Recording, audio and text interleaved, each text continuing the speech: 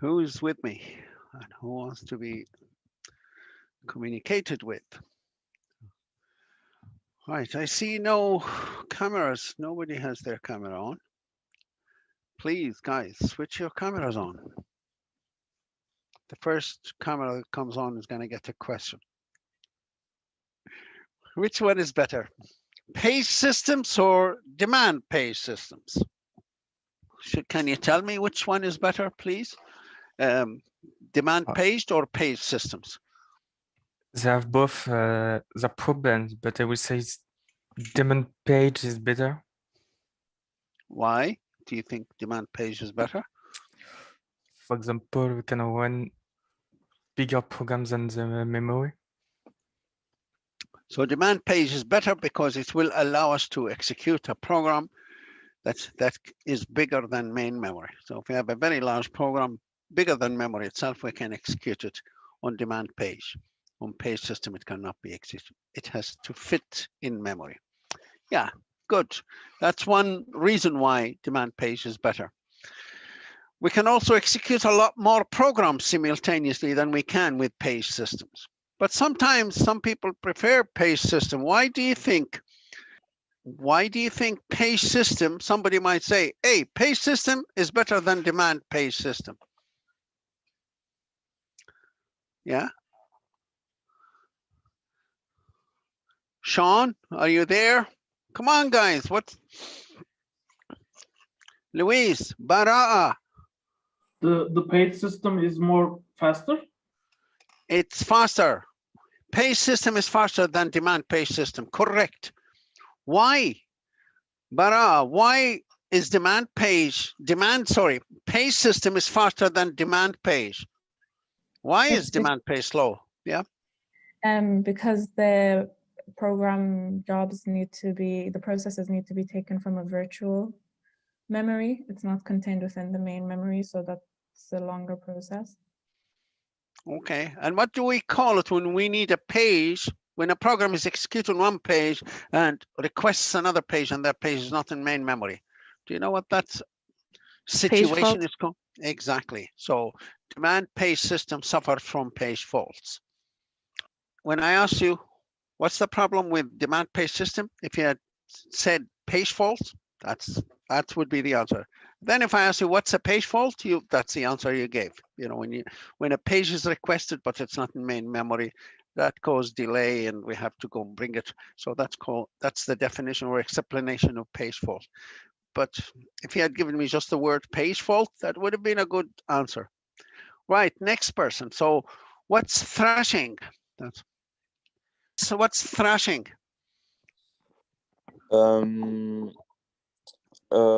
It's when there's like an excessive amount of page swapping. Yeah, excessive page faults. Okay, that's fine. That's good. Yeah.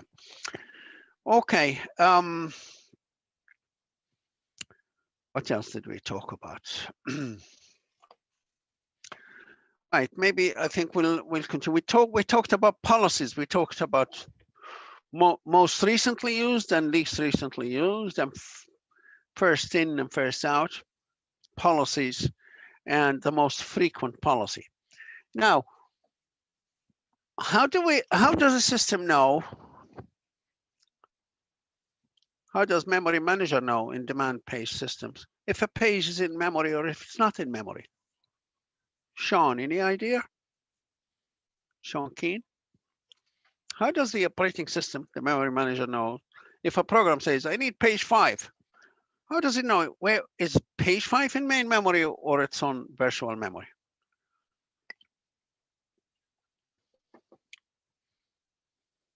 Anybody else? Antoine? Pierre? Lucas? Anybody knows? Anybody? Any answer? The memory use an exterior table. Yeah, and what field in the table will tell it whether this page is in main memory or it's in virtual memory? A simple true false. Okay, yeah. So the field is called status. So the status of the page, is it in main memory? True. And if it's not, then it'll be false. So all it has to do, go to the program pages table and look, say, page 5, and in front on the field status, it'll find whether it's in main memory or it's in demand memory. So we know how page system works. If you are asked, describe page system.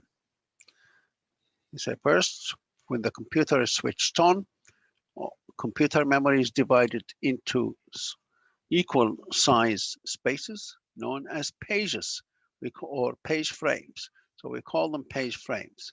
And they are numbered from 0 to 1, 2, all the way to the maximum number of pages. And when a program is to be, well, part of that memory or part of those pages are given to the operating system. When a job or a program is to be executed, it's loaded into, well, it's divided into number of pages, and each page is uploaded somewhere in some page frame in memory. And the operating system or the memory manager will keep a table in memory to indicate for job number 1, for each job, for each program, it has a number of pages. Page number 0, page number 1, page number 2, the page, for example, here, and then says where in that page. So this one is probably in page 215 in main memory, and the next one is in different page. So anytime the program is executing in page 0, so this is page 0 of the program, and it needs page 1, which is here. How does it know where it is when it says, I need the next line? It's in page 1. First, it has to find out that it's in page 1. So we go back here and say, where's page 1? There it is. Page 1 is there. It's in location 317, in page number 317. So it goes out and find out where's page 317, and there it is. So it goes 317 and start executing. And that happens so quick, very, very fast, because everything is in main memory. And if, for example, you're here, you don't want the next line, you want the line in your program that's maybe in line number 212. So you need to figure out which page. If you have line number 212, then which page is that? Where is the page that holds line 212? But it depends how many pages, how many lines in each page. And just to use easy numbers, let's say we have 100 lines in every page. Every page can hold 100 lines. So where's line 212? You divide 212 divided by the page size, which is 100, and equals 2 and 12, 2.12. Yeah. 2 is page 2. So there it is. We know exactly page 2. Where's page 2? Let's say it's in location 400 or memory location. So we go down to here to page 400. And that's where our, sorry, there it is. So that's where our required page is, page number 2. But where is line number 12 in that page? So you go starting from this start of the page down to line number 12, and there it is. So that's line number 212. So if your program anywhere says, I need page line, I need line number 212, you need to know which page it's on and how far down that page. To do that, you divide the line number 212 divided by the page size. Well, there is the page size. That means how many pages per line. So that's the page size, and that's the line number. It gives us the page number. So it's page number 2, and this is the offset in page 2.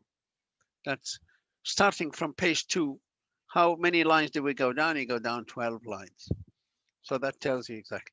And also from this table, we should know where page number 2 is. Page number 2, it's located in page number 400. You go down to page 400. If you also want to know where's the address of page 400, all you have to do is multiply how many bytes the page size and you want to go to page number 400. If every,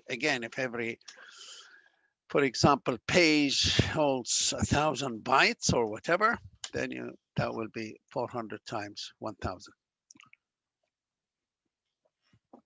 Okay. Now, so that's page systems.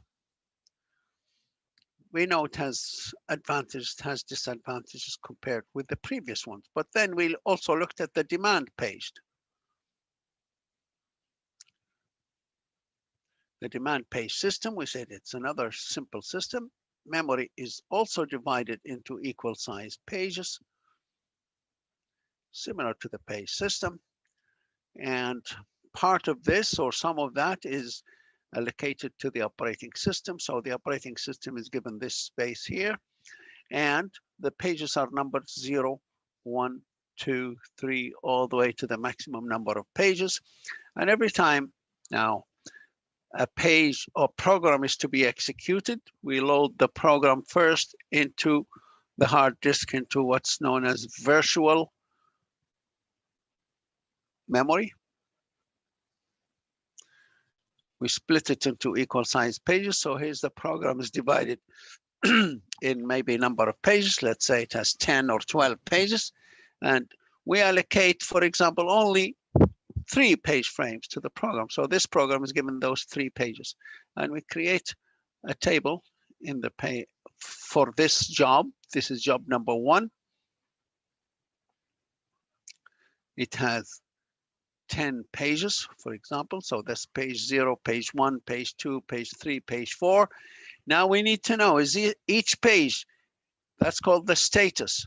So the status field, is page 0 in memory now? No. Is page 1 in memory? No, no, no, no. None of the pages in memory. So now, but first when we need to update, this page frame is now free for job number 1, and also for this one, job number 1, job number 1. So we've allocated, booked 3 page frames for this program. Hasn't used any of them. Now it needs page 0 to start working. Well, then first thing we say, there's a page fault. Page 0 is not in memory. Then let's go and bring it. Well, to bring it first, do we have a free space? Yeah, we have 3 page frames in memory. Well, then go and bring page number 0, and there it is. So page number 0 is put there. So this is page 0, remember, of program number 1. Now this one start working, and then suddenly says, I need page 4. Oh yeah, when we bring page 0 there, we go to the status and turn it on. We say, yes, now that one is in main memory actually. So it's 1, turned into 1. So that piece of information to tell us that page number 0 is in main memory.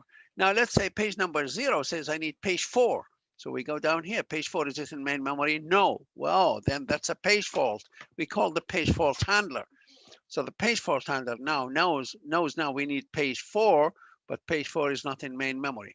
So first we can go and bring it, but is there a space for it? Yes, we have 2 more free spaces. So we go to page 4. So wherever it is, that's page 0, 1, 2, 3, 4 in virtual memory. We bring that page and we put it there. And we have to write here where in memory. Say page number 0, let's say we put it in page number 200 in memory.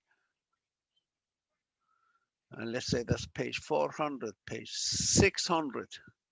So page 600 in main memory, now it's page number 4. So page number 4 is now in main memory, and it's located at page 600 in memory. Okay, so this field is called the status, and this field is called location, where in main memory. And every time a page is required, we have to go through this. If it's of course, this is no longer free, and this is no longer free, but we still have 1 more space free. And if page number 4 wants page number 1, we go and check, is page number 1 in main memory? No. Well, then let's go and bring it. And we allocated this space here, that's page whatever it is, let's say page number 700 in main memory. So we go and put it in page number 700, and we mark it as being free. It's in main memory. The status is in main memory. Okay, so that's basically how the demand page system works. Now, with 3 pages in main memory, That's page number 1, page number 4, and page number 0 in main memory. If we need another page, let's say page number 1 is running, says I need page 2. Is it in main memory? We go down here, page 2 is no, it's not in main memory. Well, then let's bring it. Is there free space? No, we only have been allocated 3 page frames, and the 3 of them are busy. We have page 0, page 4, page 1. Well, then we can't just go and bring page 2. We have nowhere to put it. So we have to decide, we have to take page 0 out, or 4 or 1. Which one will we take out? That depends on a policy. And that's replacement, the policy for page replacement. So the policy basically tell you which one would you take out, page 0, page 4, or page 1. Now, sometimes, guys, in order to take it out, we have to write it back out. So let's say we decided to take the first page out that we brought in. First page we brought in is 0. So let's take it out. So step number 1, well, we've already now established page 0 has to go out. So we must first write page 0 back to its place in virtual memory. Copy all the code, all the data, everything is written to the hard disk. That's a slow operation, but we need to do it. And then we go and bring page number 2 in its place. So we put here page number 2, and we mark it here. Page number 2 is now in main memory. Where in main memory? It's in location 200. And page number 0 is no longer in main memory. We change it. We say that's the status. Now, page 0 is not in main memory. Page 1 and 2 are in main memory, and 4. Okay, so that's really how we keep track of which page is in memory, which is not. Now, the only thing now is when you swapped, we brought page 2, we took page 0 out. We've done 2 operations. Write operation, that takes a long time. Read operation takes a long time from the hard disk. So sometimes we try and save this part of writing to the hard disk. We only need to write the page if, remember, we have a copy of that page on hard disk and we have a copy of it in main memory. If they're exactly the same, well, then there's no point of writing. You write exactly the same page, exactly every byte, every bit is exactly the same. If it's the same, don't write it. Let's save this time. Let's say it takes, 5 thousandths of a second. Well then, and this one takes 5 thousandths of a second. So swapping a page takes 10 thousandths of a second. If we can eliminate writing, then we save 50% of the time. So if the page is exactly the same information, remember, we upload the page, that's code. We put the code here. And also variables, x equals 0, y equals 2, whatever the variables are. So every page has code and has data in it, and has, other things, stacks as well. So information. So if this information is exactly the same, well, then there's no need to write it. If it's changed, then we write it. So if we load the page and says x equals 0 here, and in this page we changed, we said x equal x plus 1. That means now x equal 1, not 0. Oh, that means it's changed. Then it's different to what's in main memory, on virtual memory. So if we need to take it out, you better write this new information here, because we might need to bring it back again, and we need the information to be up to date. But how does the memory manager know? Should we write the page to main memory, to virtual memory, or there's no point of writing it? They say anytime your program says change this variable, change the data, it has to ask the operating system. Remember, the operating system needs to know, if you say change my data, put a different number in it. The memory manager needs to know, are you changing somewhere to convert it to an address? Are you modifying anything inside your page, this space, or you're modifying information in the operating system, or that belongs to another program? So the memory manager needs to know that any modify information that you do, if you're running page number 2, if you want to change, put a value here, 7 or 77, you want to write it, it has to be in your page. Between this, in the page number that you are actually using, the addresses.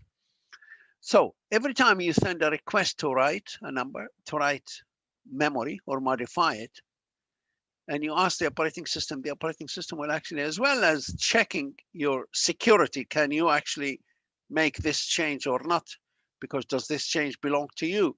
And if it says, yeah, you can make the change, it will actually take a note of that. So your page number 2 now, it says it has been changed. So it will put a bit, there's another bit called the modified bit. It calls it modified. That means, has this page been changed? When we start in the table first, we fill it with zeros. See, when you copy a page from memory, from virtual memory, put it in main memory, that's exactly the same copy now. We put 0 here. That means there's no change has happened. But if you make any change, the memory manager will go to page number 2, for example, there it is, and write number 1 in this bit, turn this bit into 1. That means, yes, it's modified. 1 means, yes, we make a change. 0 if no change has been made. So if we need to now, if there's a page fault and we need to take a page out, let's say we have to take page number 2 out, bring page number 5 or number 1 or whatever, or number 0. So if we need to take page 2 out, we should have copy of page 2 in main memory and virtual memory. If these 2 copies are the same, well, then we don't have to write that. Skip this part. We save time. But if the information has been changed, if you actually wrote some number inside your page that's not really on the virtual memory, then they are different, and we should and we must write it. So the memory manager, as part of the page fault, it will go down to page number 2 and see, has it been modified? Oh, the bit is 1. Yeah, it was modified. Well, then it's different to that one, and we must write it. If it was not modified, then we'll skip the writing process, and we just go and read the next page and overwrite this one, because we already have an exact copy of that page. So that field is known as the modified field. And so if you're asked, what does a modified field mean in the table? It refers to a page. Every page number has a field called modified. If it's 0, that means this page was not changed, was not modified. If it's 1, that means the page is modified. Who turns it to 0 or 1? The memory manager. Every time your program wants to do something, say here on page 4, if your program say, change my memory, write 3 instead of 7 in this x equals 3. Well, then the memory manager will give you the okay to do it, because you always need the permission. Can you change this part of memory? And if it's in your page, that's fine. It'll give you permission to change it. But it'll also go down to this location and say page 4. I go to the table page 4 and turn this 0 into 1 to indicate that now the page has been altered, has been changed. So it's different to the one we have in virtual memory. So it's written, the next time if we need to take you out, page 4, we must write you out to the virtual memory, because some change has happened. So there are a number of fields for the pages. So when we bring in a program, we create a table for every program. The table contains information about every page in that program. So this program has 5 pages, page 0, 1, 2, 3, and 4. One of the first field is status. Is this page now in memory? Yes or no?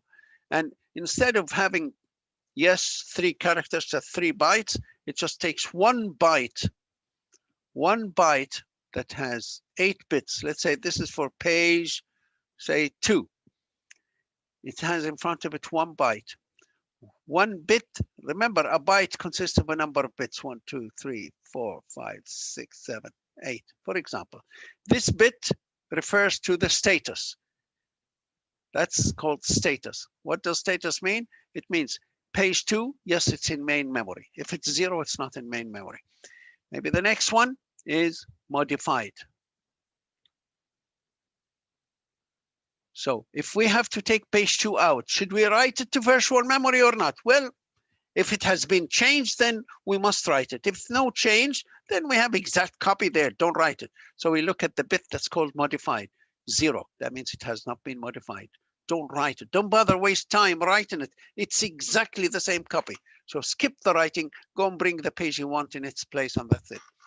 Okay, so this is a way of one bit will give you a lot of information, tell you this page modified or not. So it's better than having yes or no, or even the letter Y and letter N. That's 1 byte, 1 complete byte. The character takes 1 byte. That's 8 bits. No, here we have 1 bit to give us exactly the same information, yes or no. If it's 1, it's yes, it means yes. If it's 0, it means no. And the other bits are also used for other reasons as well. So the next bit is called referenced. Reference means used, called. See, when you call page number 2 and you bring it, put it in memory, start running it, and then might say, I need page number 4. So you go to number 4. Now you go to page number 4 and you say it was referenced. That means it was used, it's called. Now we moved control of execution from page 2 to 4. If you call back, if then you say, I need to execute page number 2, you go to table and you say reference, turn it on. That means this page was used since it was brought. When you bring it in first, you start with 0.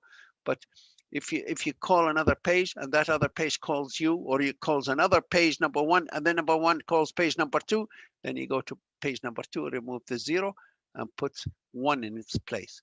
And that's called the reference page. So you need to know, what does the field referenced mean? Reference mean, was it used? Was it called? Was it executing? Okay. Sometimes you bring a page in. For example, you bring page number, whatever it is, let's say,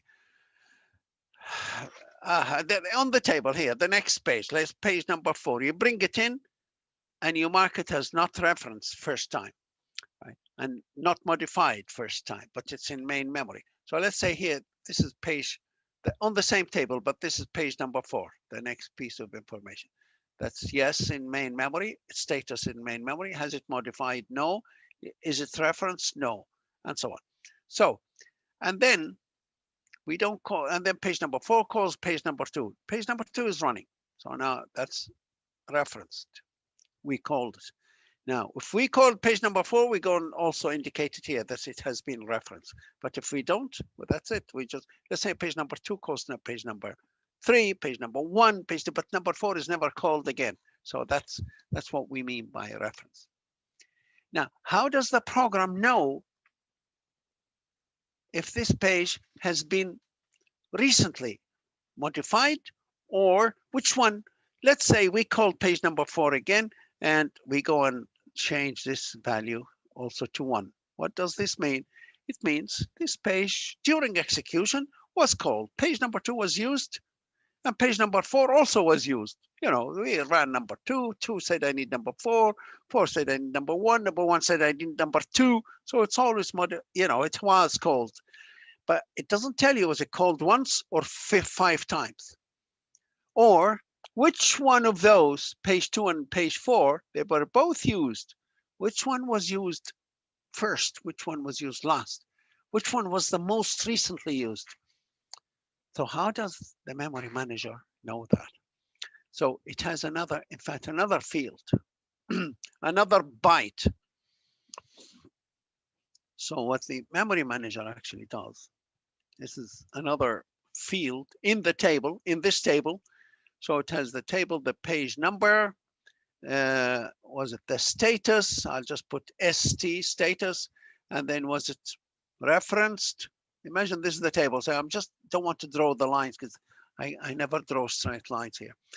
Okay, and then modified. So let's say this is page number 0, 1, 2, 3, 4. Okay, we know if this is in main memory, yes, let's say all of those are in main memory. Let's say 4 pages in main memory. Page number 4 is not main memory.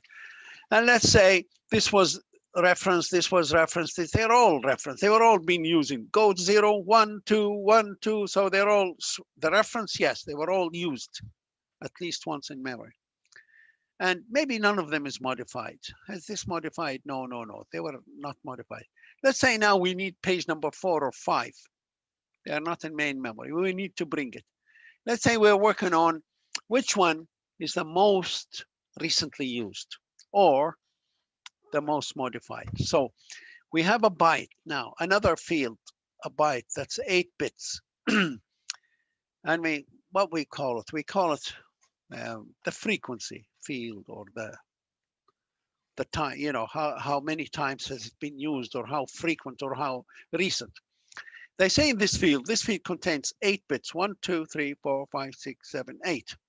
For every page, we start them all with, you know, they all start with zeros. Right, so all this information is filled with zeros for all these fields.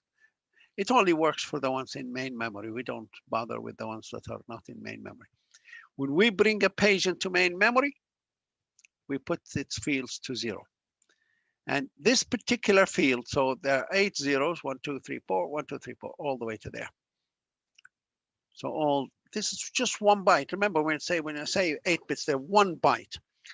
And there's an operation called shift to the right. Have you heard of shifting right? So if you take a byte, let's say, let's just say 4 bits, or, you know, just take those 4 bits. If I say shift those 4 bits to the right, what do you do? Every bit you move it forward. So this bit number 1, you move it into place of bit number 2. Number 2 goes into bit number 3.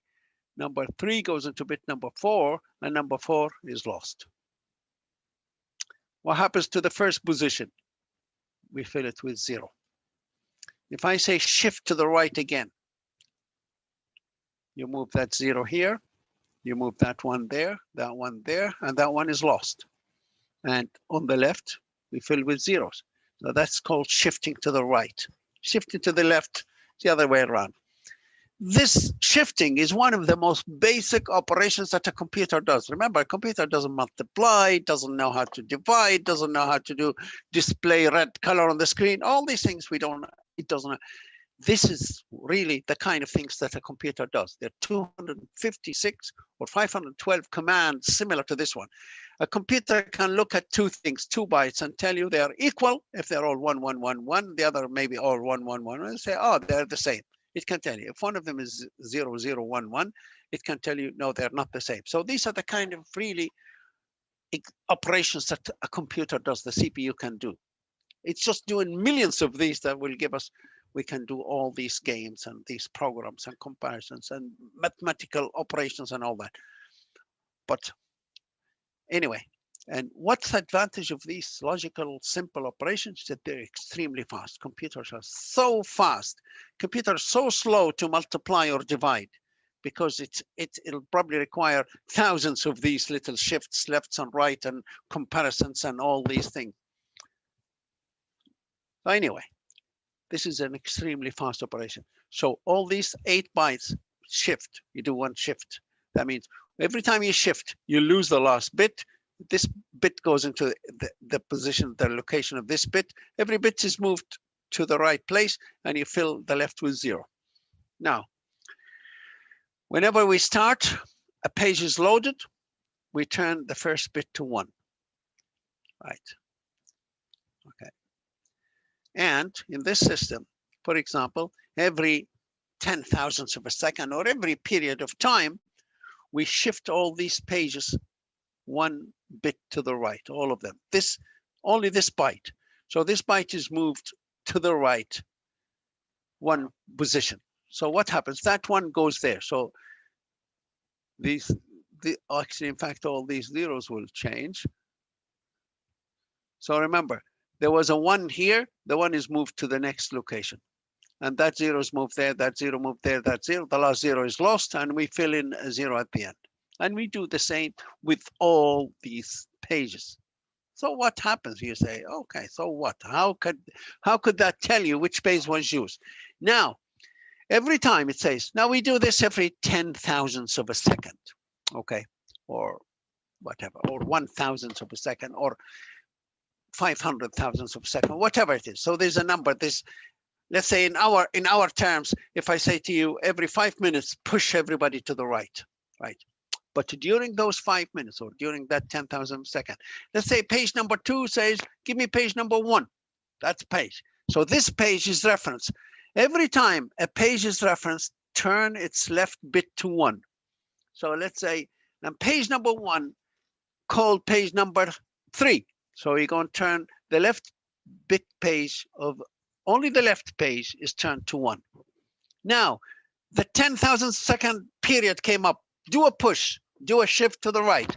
So that one goes there. So this one goes here. So let me just mark the ones that need to go into 1 here. So that goes into 1, that goes into 1, and that.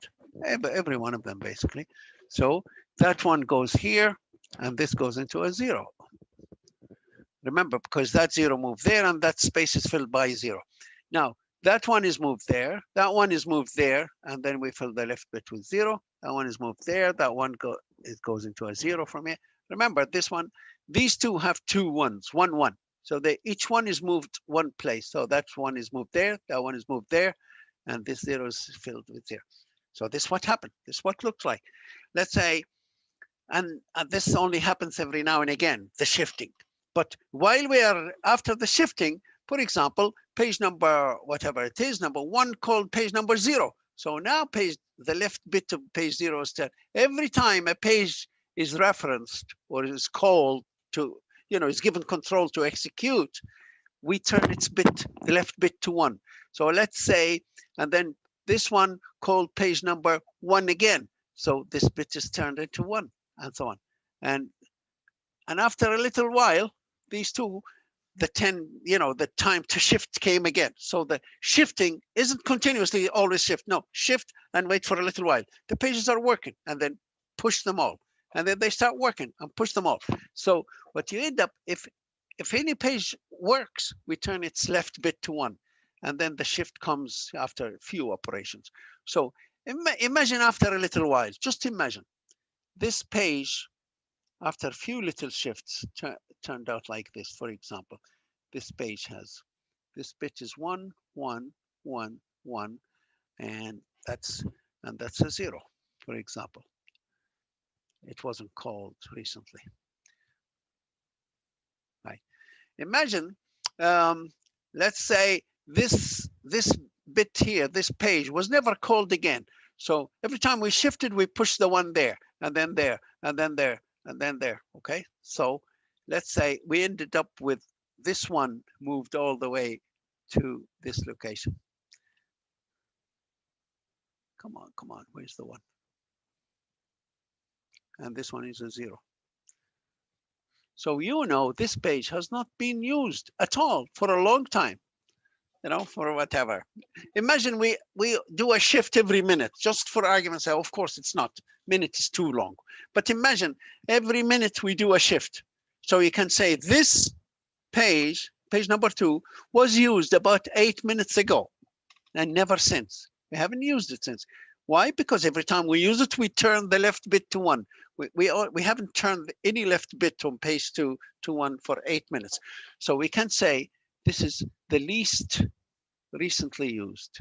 That means we haven't used it in a long time. Imagine, look at this, for example, this bit here. Let's say,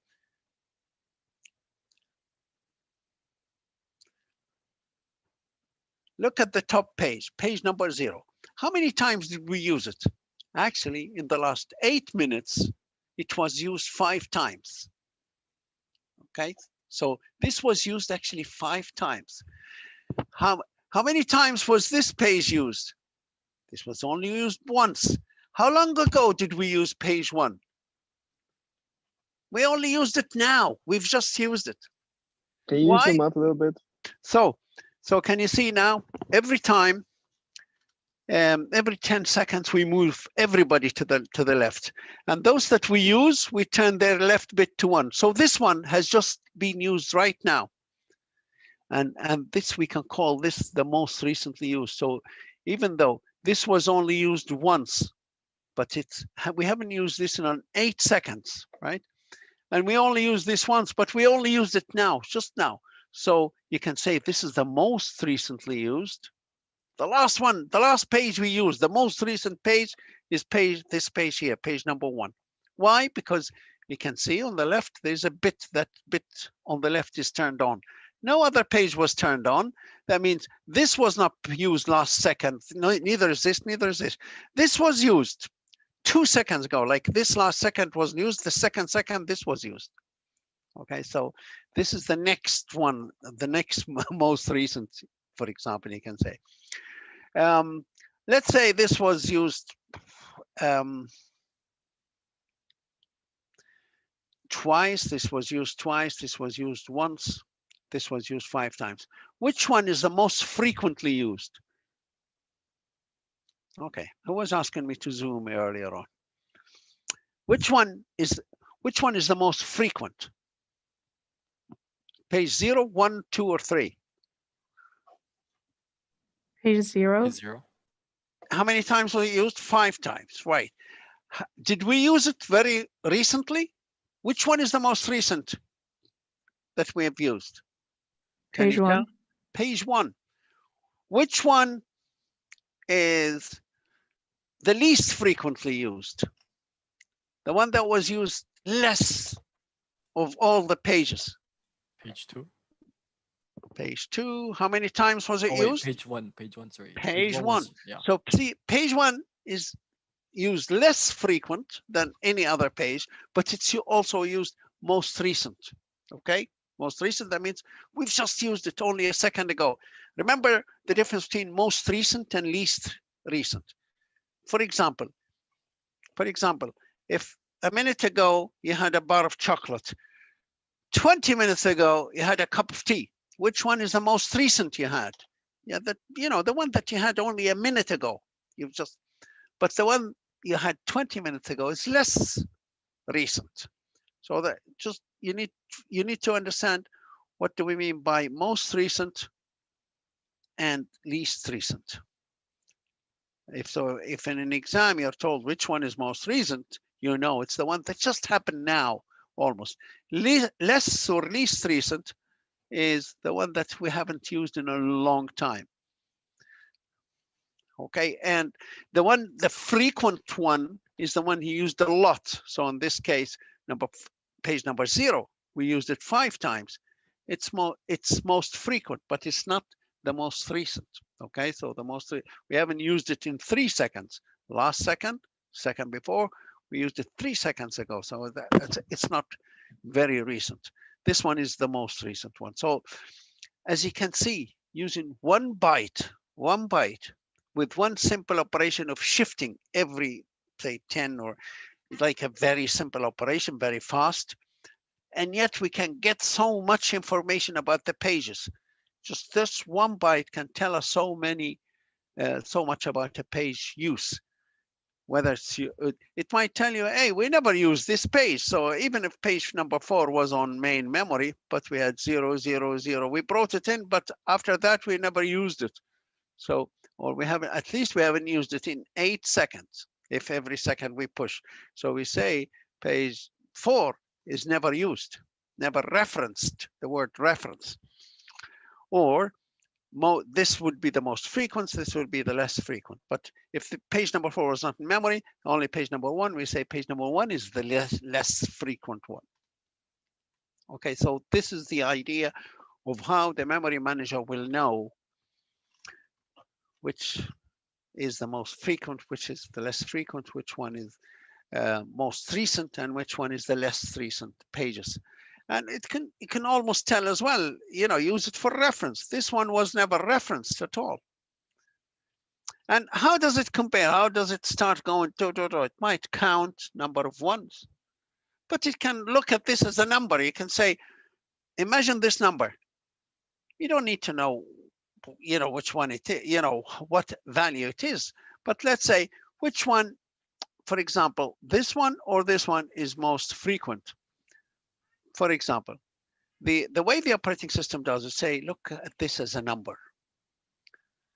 So this is a binary number. Okay, which one is bigger? Let's say it's like numbers in our numbering system, the decimal system. For example, if you have the number 1,000 or this number 10, which one is bigger? You can automatically know 1,000 is bigger than 10. So when you want to know the most recent page, just compare these two numbers, say which one is bigger.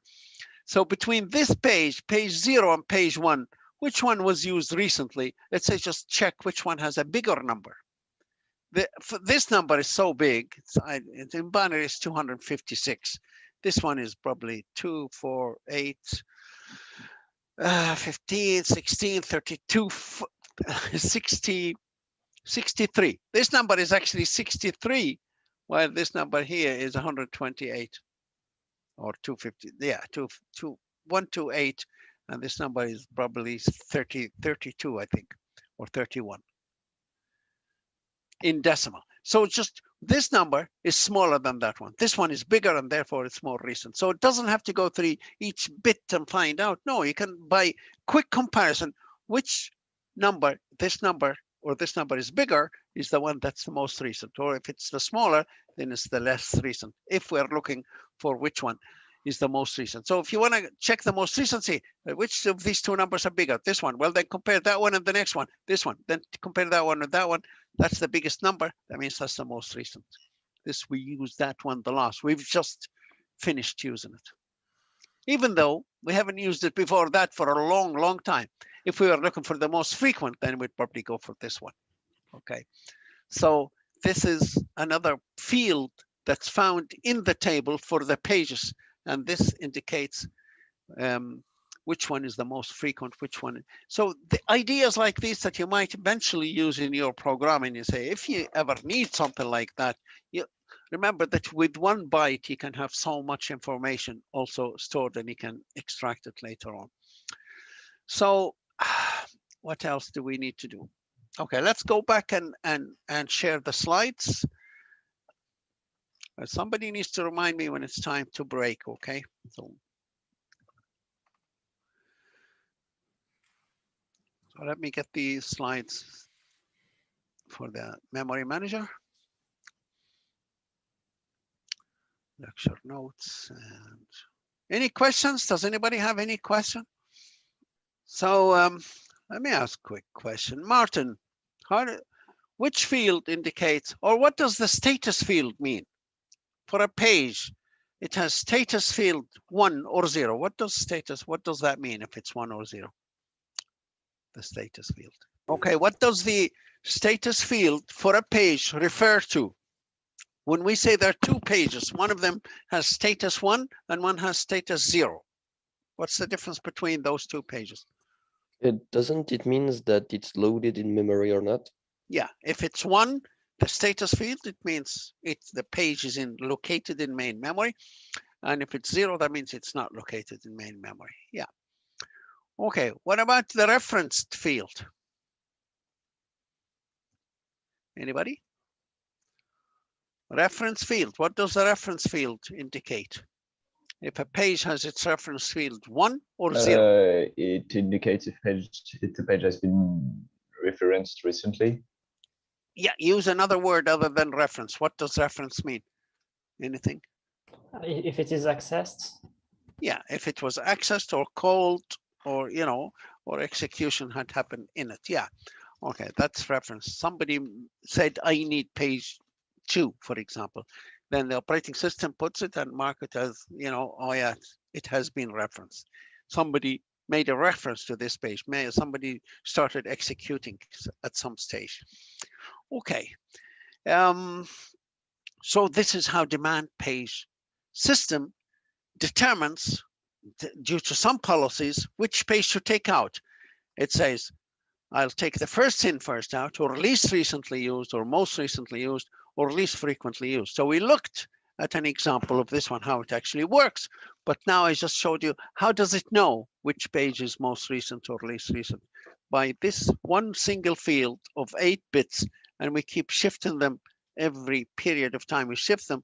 But while we're shifting, every time a page is called, we turn the first bit to 1, and we keep shifting them. And later on, we look for every page, how many 1s does it have? That means it was used a lot or not. Now, what's the disadvantage of demand page system in general? the problem with demand page system is that page faults. The problem is page faults. It has, every time we need a page, if that page is not in memory, that means we have to stop. We have to do the swapping. That takes a bit of time, but we can live with it if it's not frequent, if there's not a lot of page faults. And okay, let me just show you this. This is the stuff I was talking about. So in the table, there is one field, but there's only one of those columns, not every column. But this shows you the column after one period of time. After another period of time, we do shifting. So we push all these. Remember, the shift is not just one field.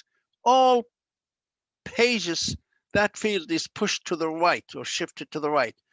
And after we shift it, we stay there for a little while, and maybe page 1 is used, and then page 3 was used. So anytime a page is used, we turn the left bit. We only turn the left bit to 1. So there's that page was used, and 3 and page 5 and 6 were used. And then time came, push to the right again. And at this period of time, page 1 was used, page 2 and page 4. So we turn the bit. Remember, this is all one field in its place. We shift them, but this we show you after the shift, this what they look like, and so on. So imagine this is the end. It's all one field, but this is what it looks like at the end. So you're supposed to kind of guess what it is. So for example, here, there is the program. First, they're all there, and we decide to do a shift. We shift them, and then page number 0 was used, so we turn the left bit to 1. Page number 2 is used. There it is.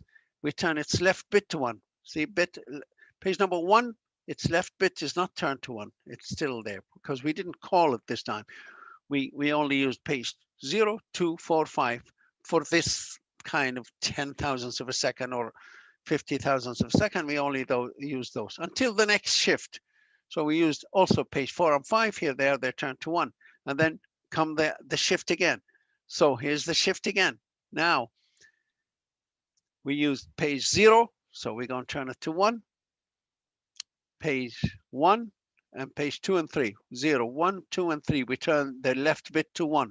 Page 4 and 5, we did not use them, so the left bit stays 0. And we push again to the right. We do another shift, and there it is. Then this time we, for example, we use page 0, 1, 2, and 5. 0, 1, 2, and 5.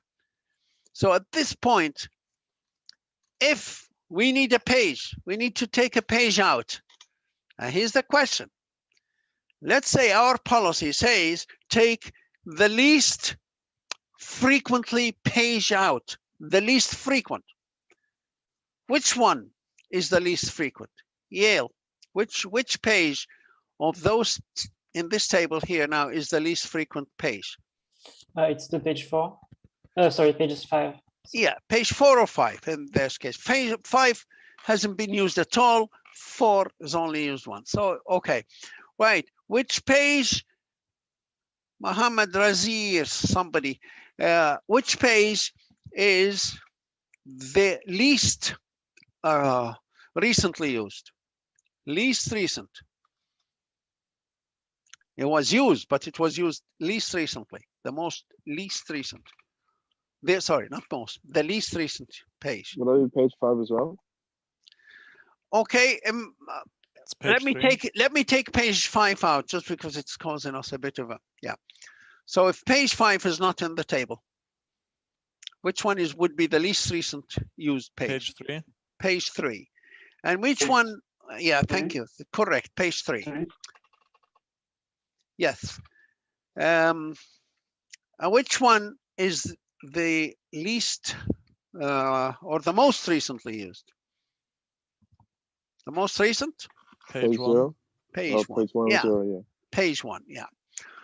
Okay, so these are the fields describing each what field does and what does it mean. Status bit, it means just the page is in main memory. Main memory. When it says memory here, just don't mix it with virtual memory. So it's clearer to say main memory. Reference page, so has the page been used?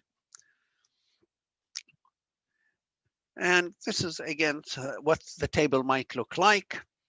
This is the page map table. So let's say for a program, page 0, 1, 2, and 3. These are the status. They are all in main memory. Which one was used? Referenced. That means page 0 is used and page 3 is used. Page 1 and 2 have not been used. Which one is modified? Page 0 is modified. The others are not modified. So if you need to take page 2 out, just take it out. You don't have to write it out. Just go and bring another page in its place. Why? Because we already have a copy of it, the exact copy in virtual memory. How do you know it's exact copy? Because this 0 here shows that it has not been modified. It was not changed. But if we have to take page 0 out, we have to write it out and bring another one. So we must write it out. Why? Because the page 0 that we have now is different. It has been changed, modified bit. That means a change has happened, and the memory manager indicated that by having 1 here in this bit. So 1 bit tells you, yeah, this page has been changed. So if you need to bring another page in its place, before you bring something in its place, write page 0 to virtual memory to hold the new change. And the last field here tells you where in memory, like this is page 0, it's in page frame 5 in memory. Page 1 is in page frame 9. So this is the exact where it's stored in main memory. Okay, all these fields are reasonably clear.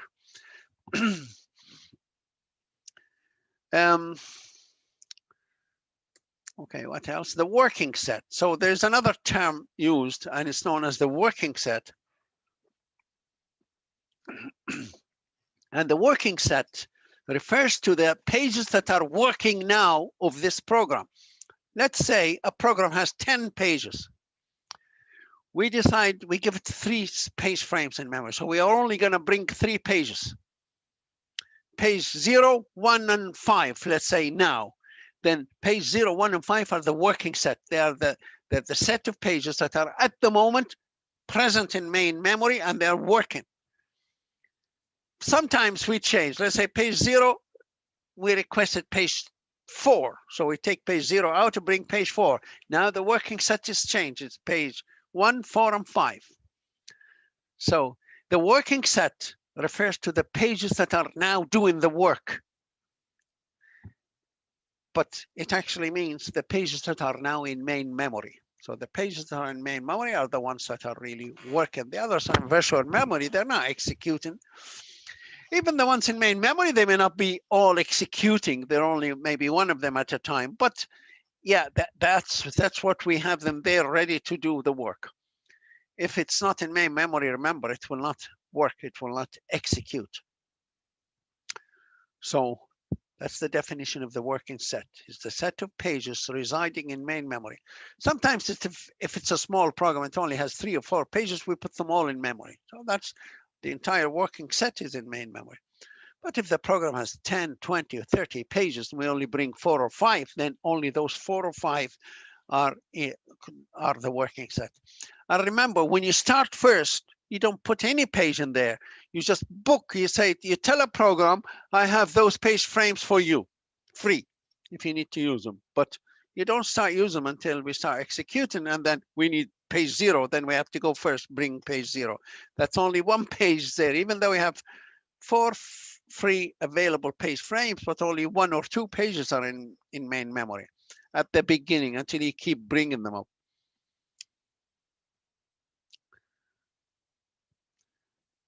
And this just shows the relationship in times, how much time is used to swap pages. So every time you have a page frame, page fault, let's say this is how execution happens. Let's say for 30 milliseconds, that's 30 thousandths of a second, we are executing. So you probably execute 300 lines of code. And then you need a page. So you have to wait for this much page time. For this much time, you wait for the page fault to write the page out, bring the required page in, and then you start executing. So we really waste a lot of time, almost 10 times as much time is wasted swapping pages rather than actually executing pages. And that's kind of the difference in speeds between hard disk and main memory. So, or CPU executing and swapping pages. So really, page fault is a very slow operation. It actually makes programs run at least 10 times slower. And of course, the more page faults you have, the more delay you're going to have. And why do you have more page faults? Because you have less space in memory. Remember, if a program has five pages, and you give it 5 page frames in memory, so you bring all the pages up there, then there's no page fault, then 0 page fault. Okay, see the point? If you have a program that has 5 pages, but you give it 1 space in memory, always look at the extreme. A program has 5 pages, but we only give it space for 1 page in memory. Then we load the page, transfer a little bit, page 0, say I need page 2, we have to take it out. Bring page 2, run a little bit, say I need page 1, then it's a page fault. So you have lots of page faults. If you give less space to a program, you'll have more page faults. If you give it more space, there are going to be less page faults. If you give it the full requirement, if a program has 10 pages and you give it 10 page frames, you put them all in memory, then you're going to have 0 page faults. So it's normal. The more space you give a program, the less page faults. So that's a normal kind of situation. But it's not always the case. Did we mention something called Beladys anomaly? Beladys anomaly is something that's not normal. And what's the normal? The normal rule, if I give you more spaces in memory, you're going to have less page faults. That's the normal. The more space you have in memory, for example, you have 5 pages in your program. If I give you 1 space in memory, you're going to have lots of page faults. If I give you 2, you're going to have less page faults. If I give you 3, if I give you 5 frames in memory, then you have 0 page faults. So that's the normal thing. Every program, the more it has, the more spaces it has in memory, the less the page faults. Except for this guy, this computer scientist, Mr. Beladys, he found something abnormal. And he called it, he gave it his name. He said, Beladys anomaly. He said, normally, if you give me few pages, I have page faults. If you give me more pages, I'll have less page faults. The more space in memory, the less the page faults. But that's normal. But there's some abnormal. There's breaking the rule. And he said, he gave us the example. Only in one policy called first in, first out. It doesn't happen with most recently used or least recently or most frequently used, doesn't happen with those policies, only with the first in, first out. And only in this case, when we have this sequence, a program has 5 pages and we call them in this order. Page 1, then calls page 2, then 3, 4, 1, 2, 5, 1, 2, 3, 5. He said, in this case, if you give me how many page faults do we have? Is the number of page faults. Why? Okay, we'll see how they get this page fault. But I said, if we give more page frames, this is providing we gave this program 3 frames in memory. If we give this program 4 frames in memory, instead of 10 page faults, we're going to have, sorry, instead of 9 page faults, we're going to have 10 page faults. It's the opposite to what we expect. We expect if I give you more memory space, you'll have less page faults. But in this particular sequence, and you can actually go through it. And there it is. Let's just follow this briefly. This program has 5 pages, 1, 2, 3, 4, 5, but they're called in this particular order. And imagine this is the time, whatever the time is. Let's say it takes 10 milliseconds, or this is time period 1, 2, 3, 4, and so on. So when we start executing this program is given allocated 3 page frames. Frame 1, 2, 3 in memory, anywhere in memory. We're given 3 spaces. So To start executing, we need page 1. It's not there. We mark it as a page fault. There it's marked as a page fault. And we bring it in and we put it in frame number 1. Now frame 1 is busy. Frame 2 and 3 are still free. But page number 1 executes and requires, page number 1 start executing and says, somewhere it says, I need page number 2. Page number 2 is not in main memory, and that's page fault. We don't call it. We check, is there a free frame? Yeah, we have 2 free frames. Well, then bring page number 2 in frame number 2, and there it is. And now that's at the second period of time. And we transfer control to page number 2. Page number 2 is executing. Says, I need page 3. It's not in main memory. It's a page fault. Mark it as page fault. There it is, marked as page fault. Call the page fault handler. Page fault handler first check, is there a free space? Yes, there is. Well, then go and bring page 3 here. There's no need to write back to the virtual memory.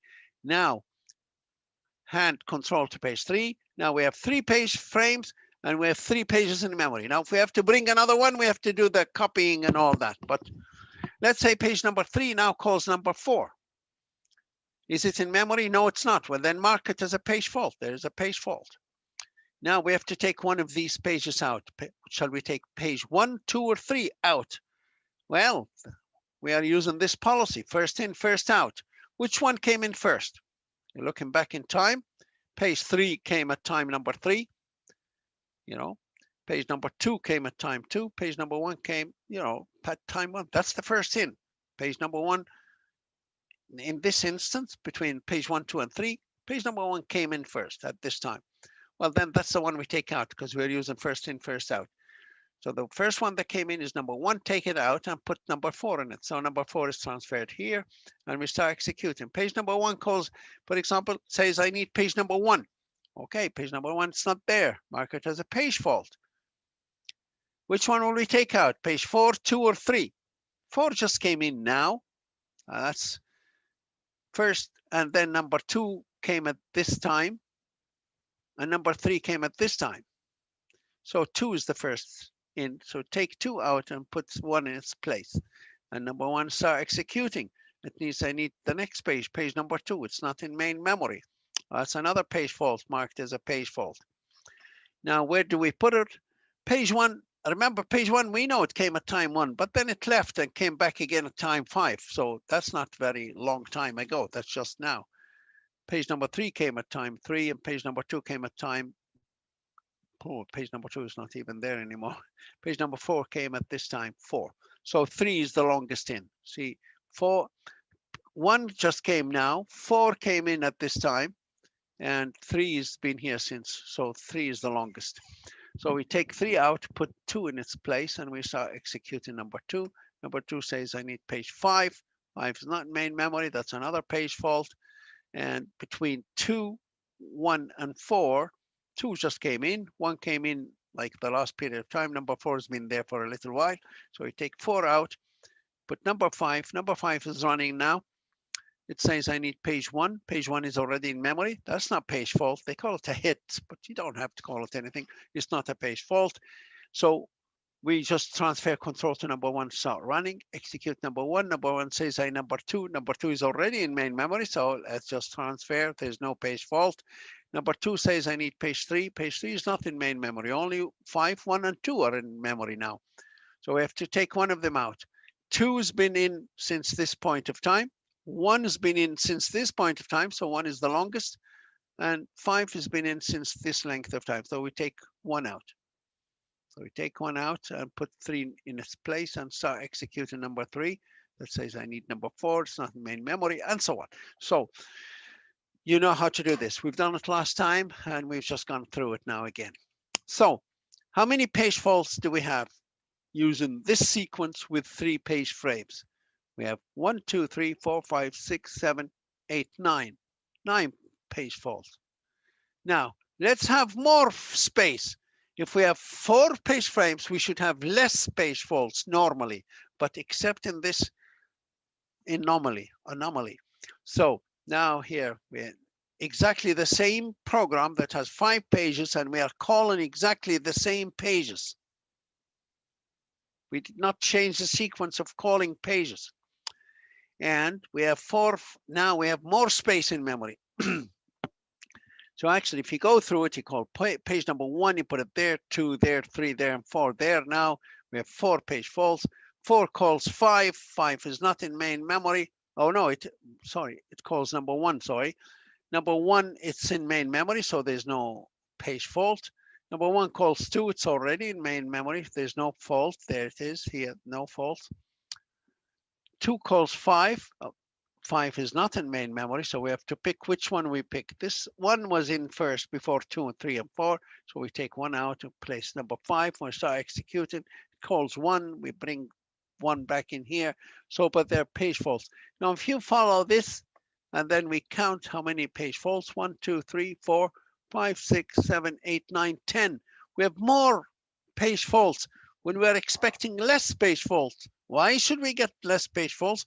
Because now we have more frames, more space in memory, 4 spaces in memory, as opposed to the previous page, this one here, that we only gave 3 pages in main memory to this exactly same program with the same number of pages, same calls, and still, when we had more memory, we had more faults. That's called abnormal situation.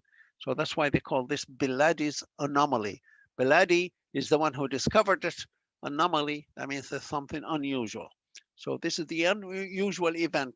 So if you're asked what's Beladys anomaly, or what's the anomaly about it, normally you say, if we give a program some space in memory, 4 or 5 page frames, we get some page faults. If we give it more space, we should expect to get less page faults until we get the maximum. If we give every program all the spaces it needs in memory, let's say a program has 6 pages, we give it 6 frames, we put all the 6 pages in there, then we should have no more page faults.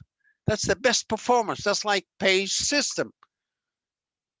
Give every program as much, bring all the pages in memory at the start. Then you're not going to have any more page faults. That's the fastest performance. But there is an anomaly that if we give a program some page faults, more page frames, unfortunately, we get more page faults instead of less. Only in this sequence.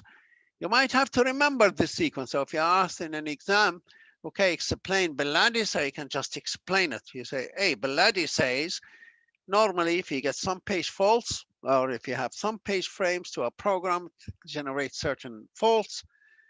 And if we give it more space, normally we should get less faults, but the anomaly that Beladys is talking about says, sometimes we give you more memory. Instead of getting less page faults, we get more page faults. That's the anomaly. Can you prove it? This would be a good sequence to prove it, but you need to remember the sequence to be able to prove this. Unless if you find an easier one. And remember, it only happens, this anomaly only happens with first in, first out. It doesn't happen with most recently or used. You don't need to go through the, proving it or how it actually happens. You don't need to worry about it. And this is the actual replacement policies. How do you know which page is the most recent, which one is the most, so this really ends our talk about demand page memory system. So we talked about page system and we talked about demand page system. Does demand page system have any problem? Yes, it has. Unfortunately, it has problems. And what's the problem is that page faults. That's really the issue with demand page systems. We have page faults. So can we improve on it? Okay. What was I talking about? Right. I'll tell you what the problem with demand page systems is that when we say we take a program, here's the program, and we need to break it into pages. It divides the program into equal size pages. So with total disregard to the structure of the program or the design of the program. So this is page 0, 1, 2, 3, 4, and 5. Sometimes there's a procedure or a function that's written there between that area and this area. So if we need to execute this procedure, guys, we need to upload page 4 and it starts running. And then after a little while, it'll run into page 5. So we have to take, we have to call page number 5 again. So just for executing one, let's say we are running here somewhere, page 1, and says I want to execute that function. That function is in page 4, so I have to go to jump to page 4.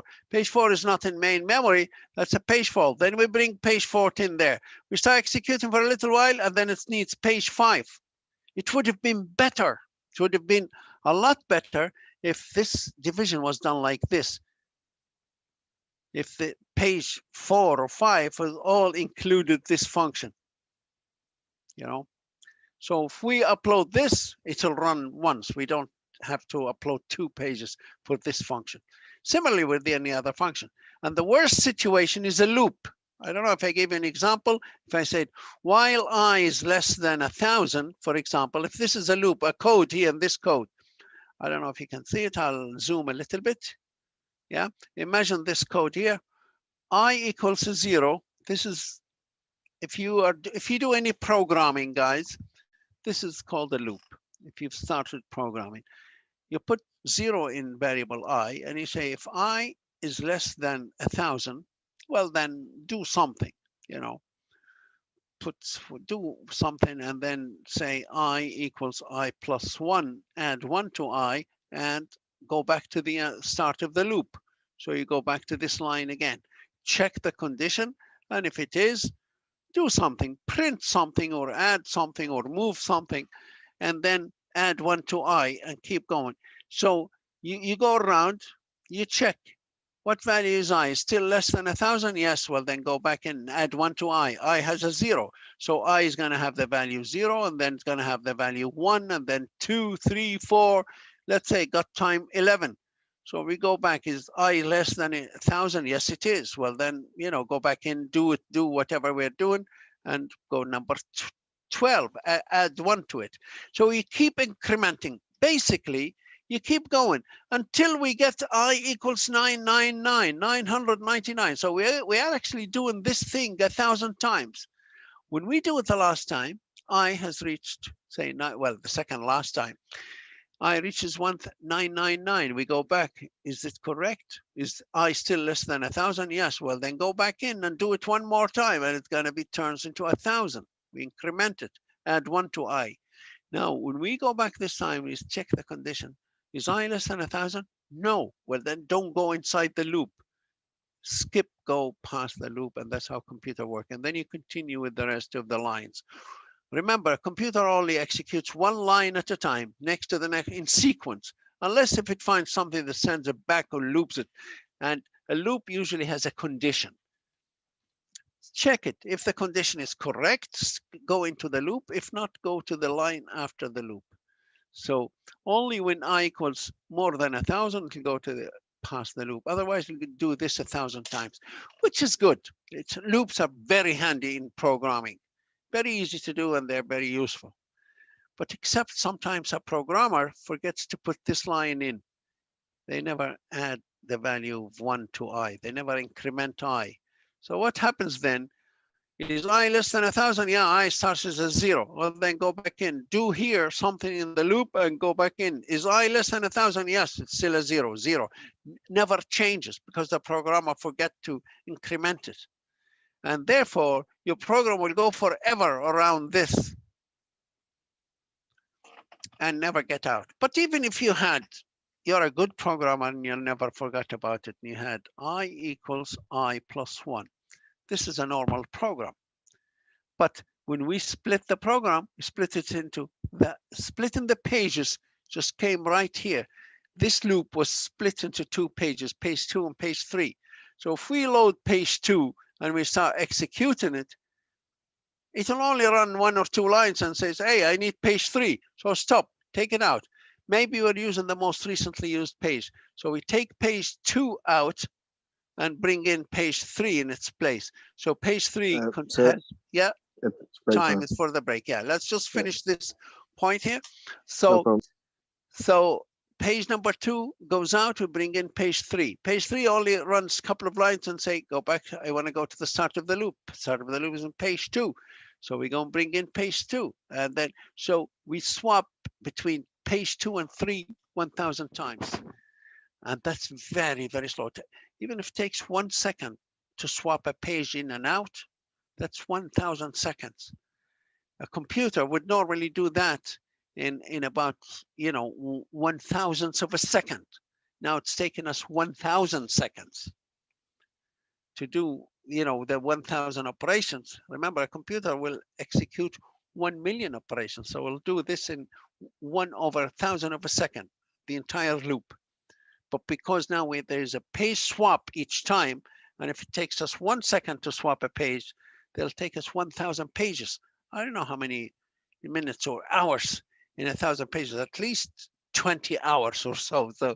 So huge amount of delay from less than 1/2 of a second to do it if they were in the same page to about, almost 10 hours to do it. That's a huge amount of difference.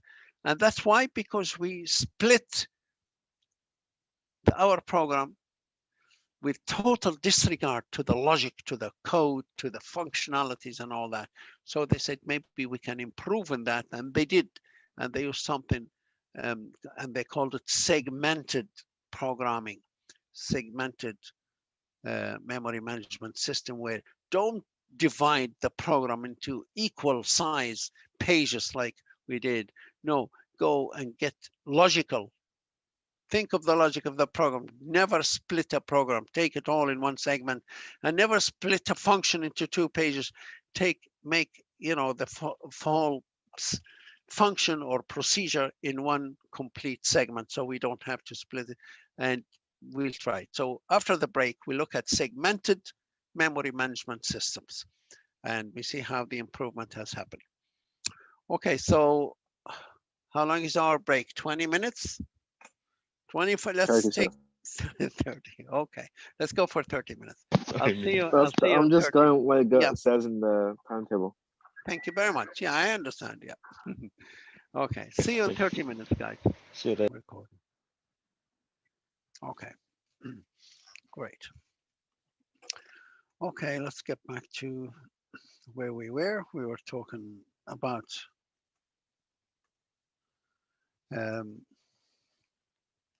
paged and demand page systems and the problems with them, the advantages and disadvantages. Of course, page systems is page system is a great system. It eliminated external fragmentation. It only has internal fragmentation on the last page, and it's extremely fast. Pages are uniformed in shape and easy to work with and deal with. And demand paged improved even further. We're no longer limited by having the full program into memory. We can only have part of the program into main memory.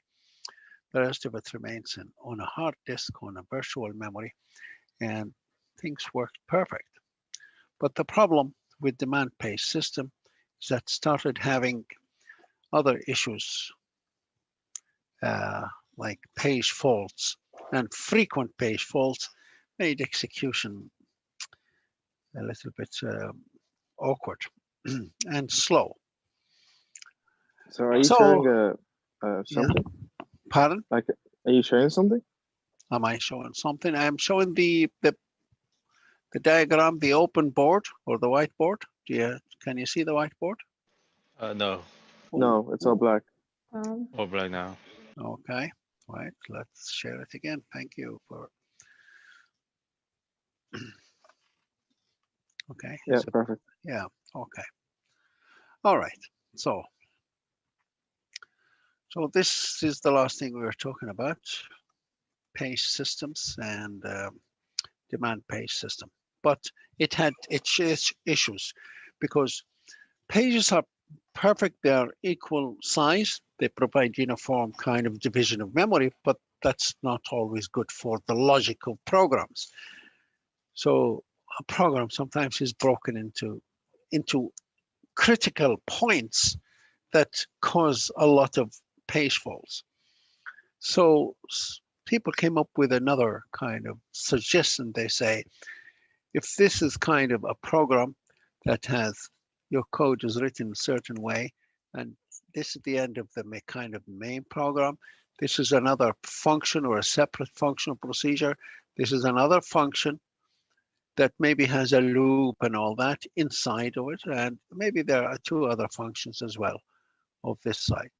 Imagine if this is your program. So when this program is loaded, then this part of the program is loaded, we want the full part.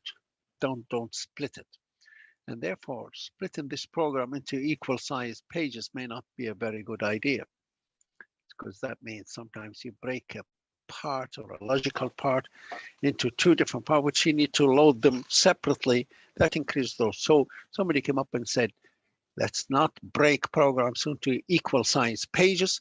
Let's break programs into variable different sizes based on the structure of the program, the design of the program, the type, the nature of the program, the different aspect of it. So never split a function into 2 parts, never, because if you need to upload this function, why upload it twice on 2 separate pages? Keep it all in one piece, bring it in together once and get rid of it. And that reduces the number of faults found in page memory. So they said, okay, let's go and do that. And they called this the segmented memory management system, segmented demand pay. Oh, okay, segmented demand pay memory management system. So this is the newer kind of. They started. What did we do? It talks about fixed, dynamic, relocatable paged and demand page. So 5 pages, 5 systems so far. This is system number 6, segmented demand systems or memory management. So what's that? They said, okay, let's go back in, this is a different system to page system. They say start memory management by actually having all entire memory again built into one full space. One part belongs to the operating system. The rest of it, keep it all in one big, unit of memory. It's just like the dynamic. This is very similar to the dynamic, but this has virtual memory. Now we have a hard disk, so we put all the program in there in the hard disk in virtual memory. So we have virtual memory. So the entire program is there, but this is segment number 1, segment number 2, segment number 3, segment 4 and 5. And instead of pages, let's have a table. We call it the table of segments. So segments table. And every segment we know 0, 1, 2, 3, 4. Is it the status? Is it 0 or 1 if it's in main memory? 1, 0, 0. For example, this one has 5 segments. We number them. And then let's say we bring 2 segments into memory. So bring segment number 1. We need 1 and 2, for example. So here's segment number 1. And maybe somewhere else we find a free space in memory and we put segment number 2. And there are other programs running in other parts of memory. So let's say segment number 1 is executing. It needs segment number 2. The memory manager will go to the table, say, what's the status of this segment? So it looks at segment number 2, maybe segment number, I should have put 0 on 1, sorry, but it doesn't matter. So let's say it finds segment number 2. Yes, it's in main memory. It's 1, it's marked as 1. So it says, okay, the status, it's in main memory. Where is it in main memory? We should have the address, go straight to it and start executing. So we are executing. And then segment number 2, for example, says I need segment 4. I need a line that's in segment 4. Is segment 4 in main memory? No, here's segment number 4. And sorry, and it's not in main memory. It's 0. That means it's on virtual memory. So we have to go and bring it. So how do we bring it? So say we need to know how big segment number 4 is. So it keeps the size of each memory. It goes down and look for a free block of memory. Here's a free block of memory. So it chops off a piece for segment number 4 and puts segment number 4 here. So this part of memory is busy, this is busy, and so on. And that's busy because the segments are there. And sometimes we might, for example, number 4 needs number 5. A, it says you have too much memory. You have to take one of the segments out. Let's say let's take segment number 1 out. So we take segment number 1 out. It makes this space free. Now chop off some of it and get some of it for segment number 5. Okay, so this is like very much like the dynamic partitioning system, if you remember, where instead just in the dynamic system we used to bring one program into memory. Now we bring segments of the same program in memory, and when a segment leaves a space here, so we mark it as free and we try to join it to the one before it or after it, and we try to recover back all memory into one bigger space so we can execute other programs. Of course, there'd be another program that's made up like program number 2, and it's probably divided. This is program number 2 or job number 2, and it's probably divided into different kind of logic of segments. Segment 0, segment 1, segment 2 and 3 are medium size, maybe segment 4. So all these segments are numbered, and there's a separate table for program number 2 segments. So, and this way they found that we have less page faults, because in the page system we used to, for example, break this much space into 3 or 4 different pages. But if we load this page, then we have to unload it, bring the next page, we unload it, bring the other page. Sometimes we need this page and that page, but now we bring it all in one go, and that's it. We don't have to, swap between the same segments. So it actually worked better. It has less page faults than with page systems. But what's the problem with this system? Anybody can remember or see any problem or issue with this segmented demand memory management system?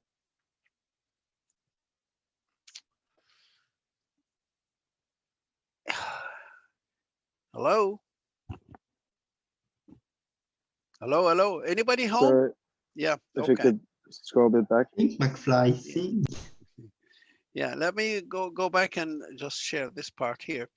And I just want to show the point that if we change the program into segments instead of pages, then now we can break them into logical. So now a program, instead of broken into pages, is broken into different size segments or partitions or parts called segments, where the logical division of the program is taken into consideration. Never split a loop, never split, say, a function or a procedure. If you need to, let's say, upload a function that does a job, upload the whole function. Why split it into different parts, into different pages? Pages is great. They're a great system, except they have this problem. They do not pay any attention to the logic of the program. And sometimes that causes the issue of thrashing. That's too many page faults, excessive page faults. So this is the next system, the suggested system. Forget about pages, use segments, use variable size pages, and only upload, segments, upload some 1 or 2 segments, and then if you don't need it, take it out, bring another one, and it should work. So this is the way it works. You take a program, you break it into segments. Let's say we took this program, broke it into 3 segments of variable size. We have a table in memory. Segment number 0, segment 1, segment 2. The size of each segment is needed. And we keep a status like pages, but now pages are used to be all of the same size. Now we have different size, so we have to keep the size of each one. Before we didn't need to keep the size of every page because all pages have the same size, but now because segments are different size, so we need to know how big each segment is, and is it in memory or not. So yes, that's the status. Yes, this segment is in memory, segment 0, and also segment A is in memory, or segment 1, it's in memory, but the next segment is not. This segment number 2 is not in memory. Has it been accessed? Is memory where in memory? So we need to know exactly where in memory. Even memory doesn't have pages, so we need to have the exact address where in memory. So if control goes from segment 0, let's say this is segment number 1 is executing, say go to segment 0. Where is segment 0? Well, I go to the table, find where segment 0 is. Is it memory? Yes. There it is. It's here. So number 4000, we go there to that address, and here we go into the segment 0. So you can actually move quickly from one segment to the other. And when you finish, when this program finished, let's say this segment's finished, now this part becomes free. It can be used by other programs, but maybe, maybe the size of this segment is 4000 or 350, right? And it becomes free. Another program comes in that wants segment that's 340. We can chop 340 out of this one, cut it off and say that's, you know, it's another segment for another program is given. So do you know what that causes? If you keep taking parts from a free block of memory and you give it to another program that becomes useful, you know, we put a segment in it. If that segment we want to give is very close to this one, then you start having lots of external fragmentations. This is just like the dynamic partitioning system, if you remember. It looks very much like the dynamic partitioning system. So every time a program finishes and the segment finish, we clear this part. For example, if this program finish, then we have to remove those segments. That segment and that segment become free. So the idea is, if it becomes free, let's look at the one after it and the one after it, before it, and if they are free, let's join them to have a bigger one big block of free memory, so we can accommodate other programs. So that's an issue with this system. The problem with this segmented memory system, it improved. It has less segment faults instead of page faults. But the problem, it brought us back the old problems of dynamic partitioning system. We have a lot of external fragmentation, and it's a bit of a problem that sometimes you end up with a lot of fragments that you need to go back to relocatable, and we start moving segments around. So it wasn't used a lot. It was very briefly used, and then said, no, it has advantage, but its disadvantages are a lot worse. There's nothing better than equal size pages. So somebody came up with the idea. They said, this one has advantages. Segments has advantages. Logical division, you know, you never break a loop or anything. But of course, because they are different size and memory is different sizes, then we have problem. So they said, how about this? Break a program into segments like this. Is the next system, the last system, today's system. It's segment, but then take every segment and break it into equal size pages. So this segment might have 5 pages, this one might have 3 pages, that might have 2 pages. And break memory back, go back to pages in memory. So the segmented memory system, the demand segmented memory system was not used a lot, but it was immediately improved. And we got into, that's known as segmented demand paged. So it uses segment. So this is what it looks like. This is the last part now.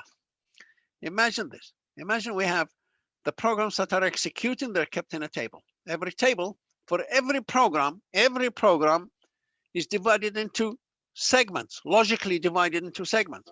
So imagine program number 1 is divided into 3 segments. The second program is divided into 4 segments, 0 to 4 to 3. This program is divided into many segments, 5 segments. Let's say the first segment or the first program has 3 segments. Now every segment is divided into pages. So the first segment is divided into 2 pages.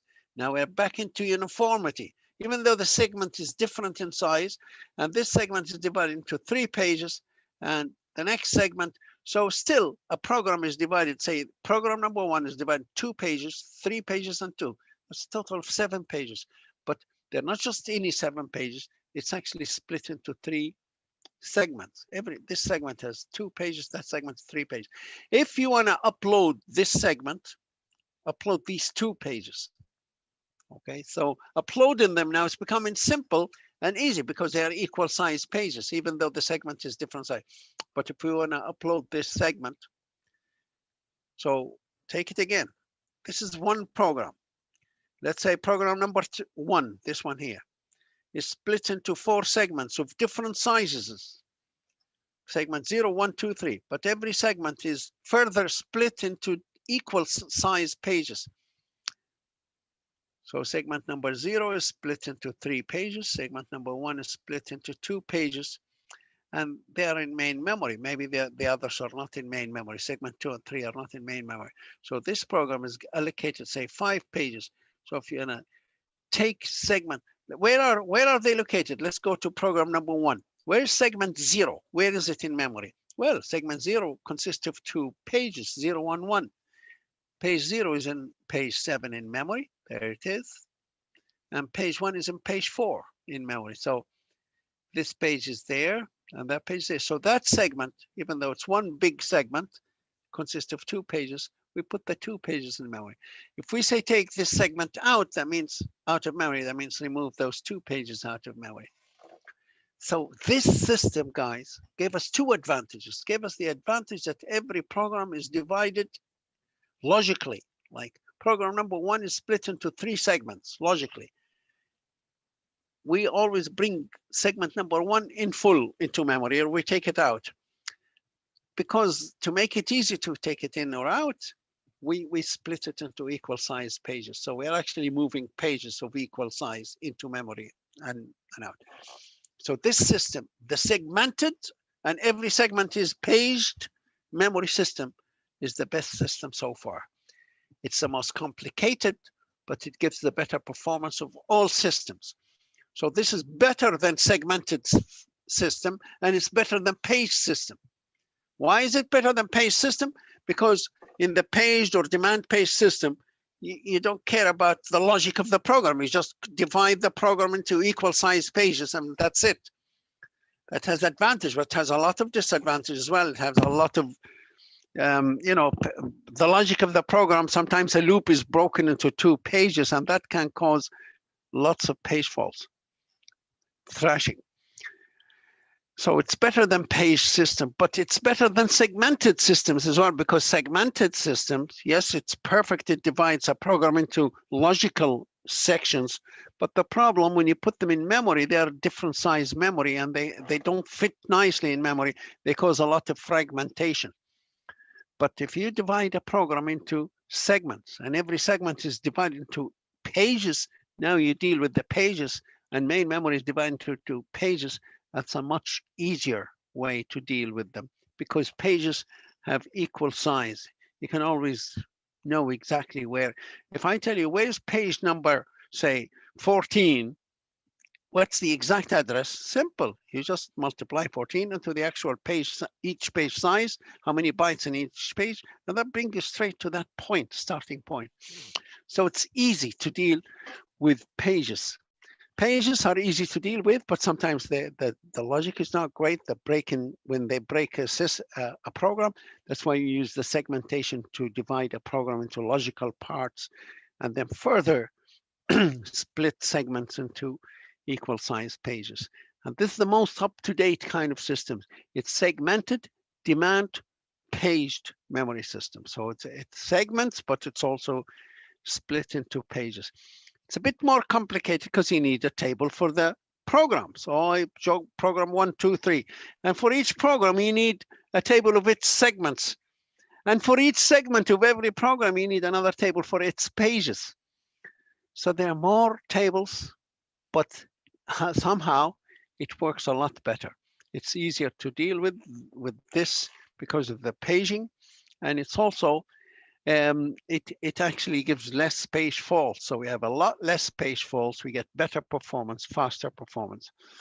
So the advantage of segmented demand page memory, you can use larger virtual memory. Virtual memory is available. The segments are loaded into demand as per requested or where needed. And performance is better, actually. You have less page faults. But it has a disadvantage. It's too many tables now to handle. There's an overhead, obviously, of tables. And memory needed for page and segment tables. So that's really, you need more memory. But memory is becoming more and more available. And it seems to be okay. It seems to be doing reasonably well, this kind of system. Segmented demand page memory system. To minimize the number of references many systems use. Okay, I'll forget that. So this is in general. So really, the main systems to remember are, you know, the older ones, the fixed partitioning, the dynamic, the relocatable, and then we get into paged. Paged and demand paged are kind of the basic ones. The rest of them are kind of improvement to variation. You know, either the segmented, the demand page, but really the main ideas always and the major differences and changes and development happen in the page systems and demand page systems. So even today's like segmented page system, it really depends a lot on paging more than on segmentation. Of course, it has the advantage of segmenting, and segments are logically used to divide a program. So you don't divide a program into equal size segments, you divide it into logical segments, and every segment, okay, the segments are going to be a different size, but each one of them is split into pages. So putting it into memory and taking it out of memory is based on the number of pages that it has and equal size of pages. In general, virtual memory is the one that uses the hard disk as extension of memory.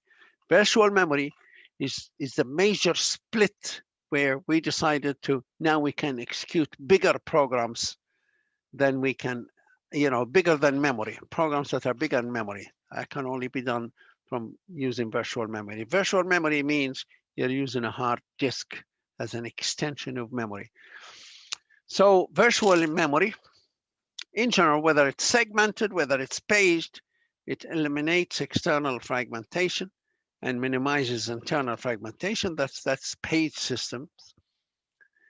Demand page systems allows the sharing of code and data. It facilitates dynamic linking of program segments, but it increases the processor hardware cost, increases overhead of handling pages, increases software complexity. Virtual memory with paging, doing paging or virtual. So now we can have virtual memory using paging or virtual memory using segmentation. Obviously, the paging is easier to move pages in and out, but you can have a lot of page faults. With segmentation, you have a lot of external fragmentation, but you have less page faults. So these are kind of the differences between them. We can look at them. Okay, that's all really we need to. This is the end of memory management systems. So just to revise in general, memory management systems.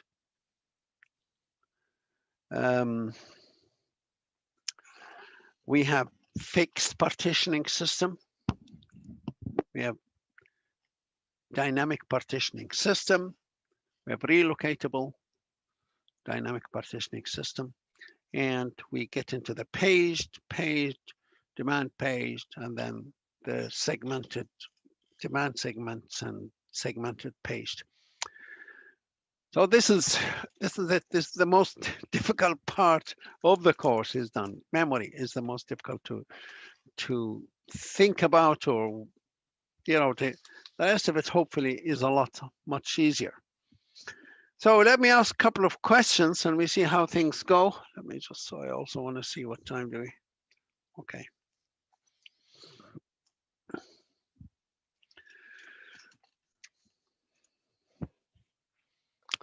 So,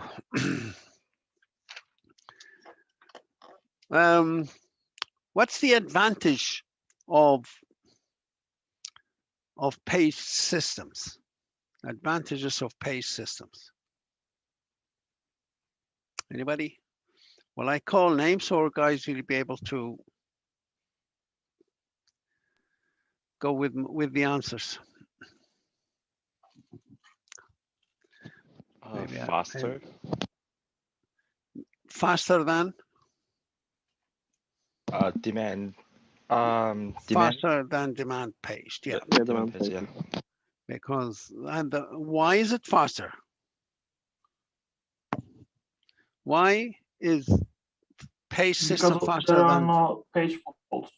because it does not, it never has page faults because all pages are put into memory immediately, and there's no such thing as a page is not in memory. Go and get it. It doesn't happen. All pages are in memory. Okay, in dynamic partitioning system, how do we get external fragmentation? Allocating a program, let's say a program, for example, needs 100 kilobytes and you have 105 kilobytes free space. You cut 100 and allocate it to the program. What you're left with is 5 kilobytes, which is really it's not useful at all anymore. External fragmentation is small amount of memory that's free, that's not allocated to anyone. That's useless to be used. It can never accommodate not even the smallest program. We call that external fragmentation. How do you actually get an external fragmentation? If you have a block of certain size and a program needs that much of that block, if we cut off the block, then you're left with only small amount. That small amount left after allocating a program requirement, that becomes an external fragmentation. And in dynamic partitioning, how do you get rid of external fragmentation? In dynamic partitioning system, not relocatable, just dynamic partitioning system. How do we eliminate external fragmentation? Ali bin Jawad, are you there? Yeah. Hello, Ali? Can't hear Ali. Yani bin Safia. Yes. So to get rid of external fragmentation, you need any kind of memory management that has its size. So you won't have external fragmentation. You will only possibly have internal fragmentation. No, hold on. We have dynamic system. The dynamic partitioning system is working, and we have free memory. We cut a small piece of it to give it a program. We are left with fragments. There's another fragment here, another fragment there, another. How does this dynamic system reclaim this fragments? Anybody knows? Yeah. They merge the blocks if they're next to each other.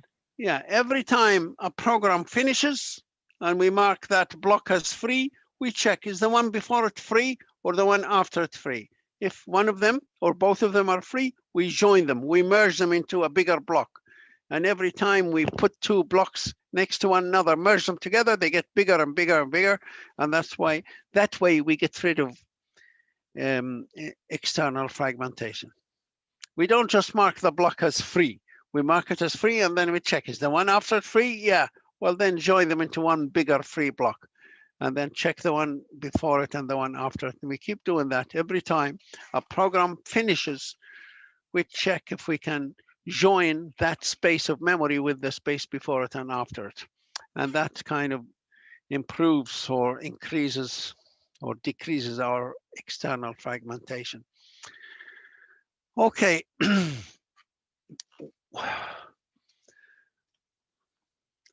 What's the advantages of relocatable dynamic partitioning system? Advantage of relocatable dynamic over dynamic.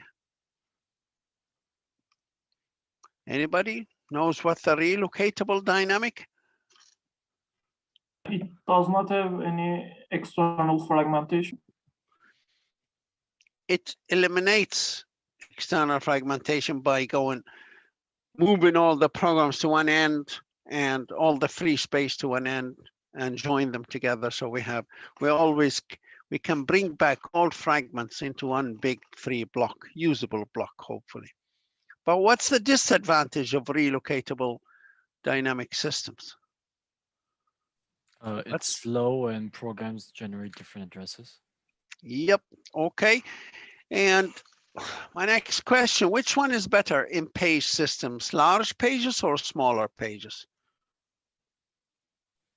Neither is good because smaller pages, if they're smaller pages, then there's more pages to keep track of, so it's not efficient. Yeah. But as for bigger pages, they lead to internal fragmentation, so it's wasted memory. Yeah, perfect. Yeah. So if you use very big pages, then every time you give a program a number of pages, the last page is always full of, you know, unused, basically. So its internal fragmentation becomes big if the page is very big. But if you give very little pages, so that will be good to minimize internal fragmentation. But if you give very small, all pages are very small sizes, then they'll have lots of pages. And you need to manage those pages in a table. So you need very, very big table. And that can waste a lot of memory of main memory, just to manage the tables. So if you have very large number of pages because they are very small, then they require a lot of memory just to keep them in a table. Okay. Who else do we have? Celestine, are you there? Hello? Yes. Yeah. Do you know what a working set is for demand page systems? In demand page systems, what's a working set? Any idea? The working set? Anybody else? It's the page residing in memory. Yeah. And that can be accessed directly. Yeah, exactly. Yeah, it's sometimes more than one page. So it's the set of pages that are in main memory at that point of time. The working set can change. Okay. Now, that was the working set. Very good.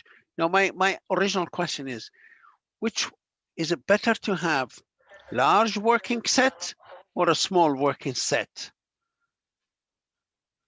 Is it better to give every program lots of pages in memory, in main memory, or give minimum, very little page frames in memory? So that's called the working set. So is it better to go for large working set or small working set? Which one is better? Okay, anybody want to take it? No one is better. Okay, No so give me why.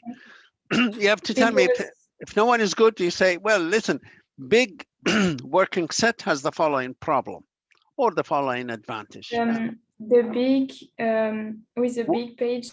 No, not big page. No. Let me just go. You said big page, not big size page, big working set, big number of pages. You understand? So the page size, let's say we pick the perfect page size, not big, not small. But now I can give every program, we have 50 programs, I can give every program 2 pages in memory, or we can give every program 40 pages in memory. That's the working set. Which one is better? Have large working set or small working set? Like more paging. Yeah. More pages in working sets we have, the less the less page faults. Yeah, the less page faults. So if you give every program lots of pages to use in memory, then that program will incur less page faults. So it will work faster. It will be delayed less. And the best is to give it exactly as much as it needs. That's, you know, the best for every program. If a program needs 12, give them 12. They will never have a page fault. It will work really fast. We'll have faster performance and no page faults if we use very large page set. What if we use very small page set? Go even minimum. Just give every program 1 page in memory. What's the problem with that? Is that good or bad? What's the advantage? What's good about giving every program only 1 page in memory? Is that you can run numerous programs at once, but exactly, you can run large, maybe 1,000 programs can run simultaneously because you only give every program 1 page. But what's the problem with that? But they're started of pages, so it would take a long time for them to. Yeah, they would be very slow to execute because every program only has 1 page. It'll run for a little while and say, I need page number 2, page fault. You bring, so there'll be lots of page faults. So the working set is how many pages does a program have in memory, or how many we allocate to every program in memory. So Anybody knows what's the best working set? Is it better to give program 2 or 5 or 10 or 100 pages, every program? And yeah, we know very small number is not good, very large number is not good. How would you work out the best number if you were the guy in charge of IT in a company? And they ask you, what's the best working set? What way would you work out the best working set? Any ideas? Divine Gob. Ebo Gobi, are you there? Ilya, Chin Hin, Deringelina, are you there? Come on, guys. Okay, maybe yeah, go on. There isn't a number, a magic number for everybody to say, well, listen, there's 8 or 10 is always the best. There is not. So how would you work out, say, in your company, the best size, the best working set, the best number of pages you allocate to every program? And depending on the program size. So if it's Maybe, a small yeah. program, less, and if it's a large program, Okay, let's imagine your company, all programs have the same size.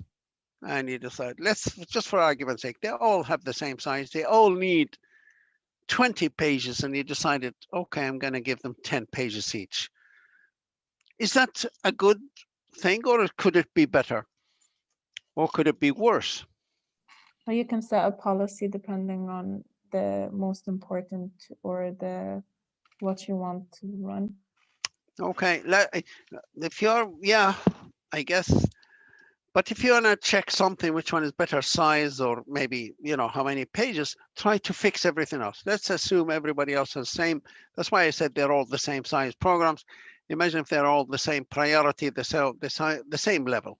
There's no other differences, except shall we give every program 5 pages or 15 pages? Which one is better? So the thing about it, guys, there isn't a magic number that this number is best. It depends on so many things. Depends on the type programs, depends on the organization, on the number of programs, so many other factors. So if you were to work there, for example, you say, guys, today, I think 8 pages is good. For example, you say, I think 8 pages is good. I have so many pages. We have so many we run in this company, maybe, I don't know, let's say, on average 50 programs continuously. Some of them finish, some of them come back, but they don't always average 50 programs. And if I give them 10 pages each, that's about 500 pages. That's what we have. We have 500 pages. And we normally run 50 programs, so I'm going to assume it's always 10 pages. So I'm going to use that figure. So you run it and see how many page faults. You run it for a day. And you say, for example, you get a total of page faults, for example, 2,500 or 5,000 page faults for the full day, for example. Tomorrow, try a little bit bigger. Go instead of 5, go for something else. For 10, go 12 or 14, or go to 8. So the next day you try 14. Try another number and see how many page faults. For example, you get less page faults. Okay, good. But remember, you'll be running less programs the more. So then more programs come in, they say, sorry, I can't run you. So on average, you actually run 40 programs instead of 50 programs because you gave more pages to a program. So the idea is you keep trying different values and try it for a period of time, a day, for example, and work out. And then for your company, for those kind of programs, normally it will settle down at certain value. It might be slightly different to another company, another organization with different kinds of applications and programs, but you can run it for a day and keep the count of the page faults and the number of programs run and all that. And then the next day you do it, and then you can work out, you can see by looking back at the statistics, how many page faults did you had when you gave less pages. Sometimes you give less pages and page faults is the same. Well, then keep going, give them less pages. So you can run more programs with minimum amount of, of disadvantages. So there are things like these. What's the best page size? What's the best page working set. These are, you experiment. It's best ways to experiment. There isn't a number that says this is the best number for everybody. For some companies, they use big programs mostly, and they might need slightly more page frames. And in other companies, maybe they have more programs, but they're much smaller, and they might better off using less page faults. So a lot of the times you can actually run it for a little while and for a certain period of time and notice out the page faults and the performance values and see which one feels better, and keep adjusting until you get the best page size or working set size. Okay, what's a page fault handler? Orlean, Mark? Yeah. Yeah, what's a page fault handler? What do we mean by page fault handler? It's when there is no, like, the program already use all these pages and there is a page fault. So we call the page fault handler, so he can swap and the page we asked for with a page that is used now. Okay, yeah, perfect. Yeah, page fault handler is a small program that the operating system calls. Every time there's a page fault, we call this procedure. It will only handle, page faults which require swapping of pages. Okay, anybody else give me the sequence? What does a page handler do? What does it actually do? It does about 4 or 5 steps. Anybody remembers what they are? Hugo, Simone, Jongo, do you remember what a page fault handler does? I'm unsure. Okay. Jin, Yok, Hong, are you there? Yeah. Yep. So the page handler first checks if pages are attributed to the program is free in virtual memory. Exactly. So first thing it checks, do we have free space in memory? And if there is, we go and bring the page, put it in it. Great. I gave you step number 2. Next step. And then it brings in the needed code now into the available page. Say again. So I've said that it checks if the pages are free in virtual memory, attributed to the program as free in virtual memory. There are no more pages. Let's say we have 3 pages. This program was given 3 page frames in memory. Now, you said the first thing we see, is there anything free? Yes, there is. Well, then go and bring the page and put it in it, and that's it. What if there wasn't?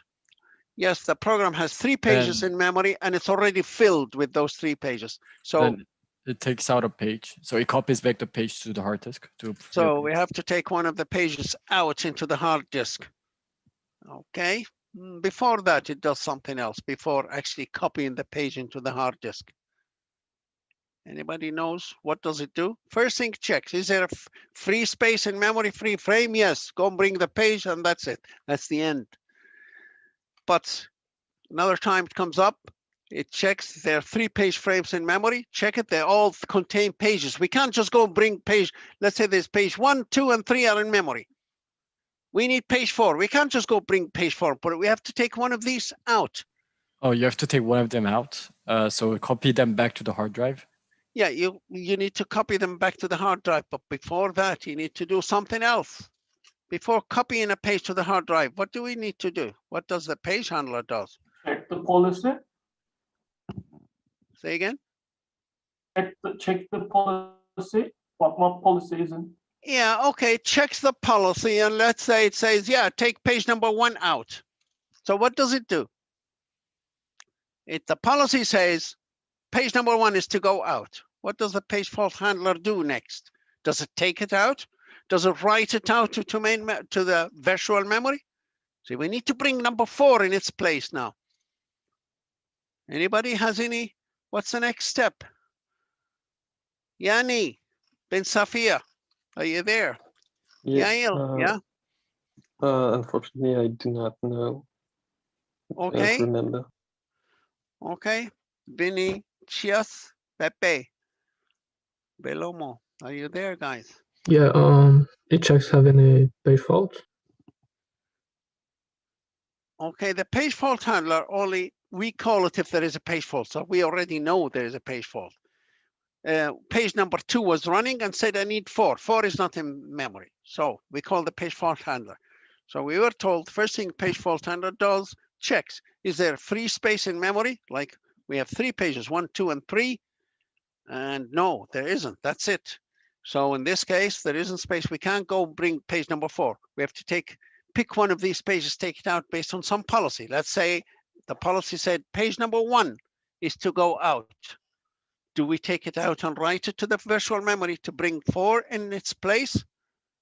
There's a check that's done before that. Sometimes we don't have to write it out. Writing it out takes a bit of time. So you have to write it out to the hard disk. So the hard disk is slow, takes half a second to write it. And then we have to take the other one, bring it in, takes another half a second. But we can save 50% of that time. You check if there's changes made to the exactly to that page. Page number 1, we have to take it out. We already have a copy of it out there, but has it been changed, modified? That field on the table that say modified, if it's modified, then yes, we must write it out. If it has not been modified, then hey, we have exact copy, duplicate, exactimo on the hard disk, and therefore leave it. We already have a copy. You don't need to waste time writing it. So just go bring number 4, put it in its place, overwrite it, and that's it. So that's the missing step. So guys, it has to be in this sequence. First, the page fault handler checks. Do we have a free space? If there is, go and bring page 4, put it in it, and that's it. But if there is no free space, well then, first thing, we have to pick one of those pages. Once we pick which page, we see, has this page been modified? If it has, we must write it out to the hard disk. If it has not, we skip writing. Just go straight to the next step, which bring number 4 and put it in its place. So that's the page fault handler. That's what the sequence of events in a page fault handler. All right. That's okay. I think we pretty much covered most of the material in memory management system. Does anybody have any question on memory management system? It's by all means, it's the most difficult part. You know, it's just says so much in it to remember, but once you get the logic right behind it, hopefully, you know, you'll be able to write about it once you have the correct. Okay, I don't have any more questions to ask. Anybody else has any questions? Nobody has questions. Good. What time is it now, guys? Is it about time to go? Yeah, I think I'll let you go home early today for a change.